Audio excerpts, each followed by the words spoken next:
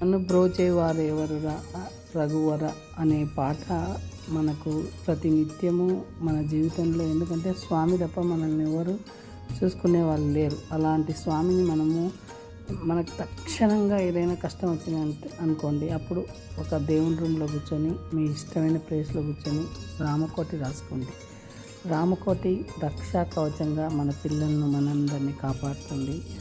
రామ శ్రీరామ శ్రీరామ అని రాసుకుంటా, శ్రీరామ జయరామ జయ జయరామ అంటే చాలా. అలానే దాసరథి కరుణా పయ్యోనిది అన్న స్వామికి ఎంతో ఇష్టము. ఈ విధంగా మనం తల్లిదండ్రులము ఈ విధంగా రాసుకుంటుంటే మన పిల్లలు చూసి వాళ్ళు కూడా నేర్చుకొని, వాళ్ళకు ఏదైనా కష్టం వచ్చినప్పుడు ఆ కష్టాన్ని ఎదుర్కొనే శక్తిని ఇస్తాడు స్వామి. ఇవి నేర్చుకుంటారు, వాళ్ళు రాసుకుంటారు. మన సనాతన సాంప్రదాయము వాళ్లకు రక్షా కవచంగా ఉండాలని కోరుకుంటున్నా. మనం అందరం రామకోటి రాసుకున్నాం. సర్వజన